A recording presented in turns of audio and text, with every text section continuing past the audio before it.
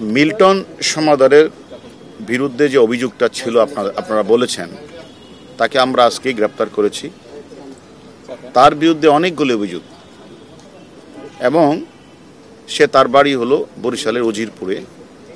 সে তার উত্থানটা হচ্ছে তার বাবাকে পিটিয়ে সে এলাকাবাসী তারে ধরে এলাকা ছাড়া করে এখানে এসে কিছুদিন শাহবাগে একটা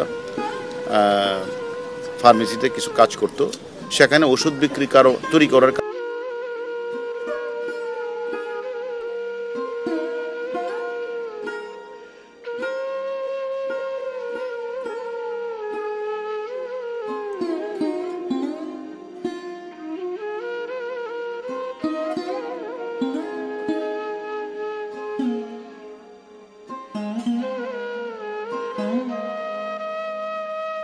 স্থাপন করবে এরকম একটা তার আসলো। তখন তার ওয়াইফকে নিয়ে সে মিরপুর এলাকায় একটা child and old age care নামে একটা প্রতিষ্ঠান খুলে এখন সেখানে খুলে আসলে এই যে তার বাচ্চা শিশুদেরকে নিয়ে আসতো, আর বৃদ্ধ মানুষগুলি যারা সেখান থেকে গরিব তাদেরকে নিয়ে আসতো। এরকমভাবে আপনারাও দেখেছেন বিভিন্ন মিডিয়াতেও, সোশ্যাল মিডিয়াতেও ভাইরাল হয়েছে। সেখানে এগুলি সে প্রকাশ হয়েছে এবং সে বলেছে যে আমরা সেখানে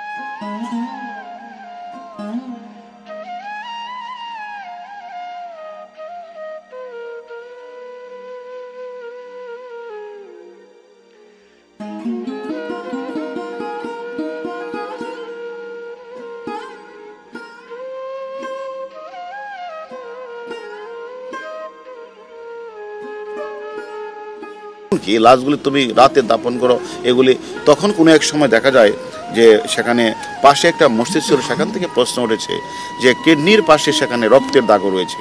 তাহলে তার বিরুদ্ধে অজস্র অভিযোগ, যে অভিযোগগুলি আমরা তাকে জিজ্ঞাসাবাদ করব যে লাশগুলি রাতে কেন উনি দাপন করতেন। তার কাছে আমরা জিজ্ঞাসাবাদ করব তিনি নিজে যে স্বীকার করেছেন যে ডেথ সার্টিফিকেটটা উনি নিজে কেন তৈরি করেন, ডাক্তারের সিল স্বাক্ষর উনি নেন না কেন। এবং সেটা একটা অনেকেই যারা তাদের অত একটা বাচ্চা শিশুকে দিয়েছে, অত বৃদ্ধ একটা মানুষ তার টর্চার দিয়েছে, যখন তার খোঁজ খবর নিতে গেছে তাকে সেখানে টর্চার ছেলে তাকে কিন্তু পিটিয়েছে। এরকম আমাদের অভিযোগ আমরা পেয়েছি। যে সব কিছু মিলিয়ে তার বিরুদ্ধে অজস্র অভিযোগ আমরা পেয়েছি। এবং সে এই টর্চার সেলে সে বলেছে তার দুইটা আশ্রম রয়েছে, একটা হলো সাভার, একটা হলো সেখানে সে 500-700 লোক রয়েছে।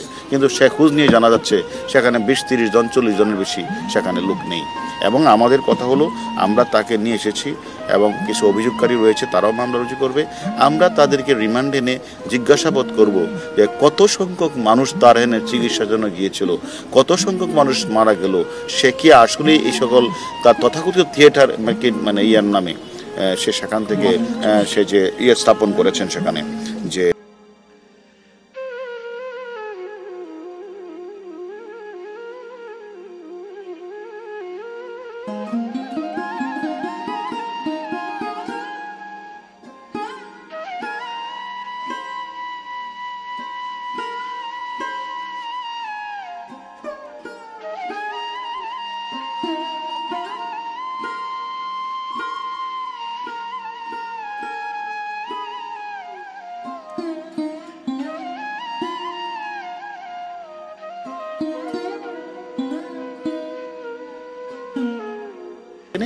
বাকি তথ্যগুলি আপনাদের জানাবো।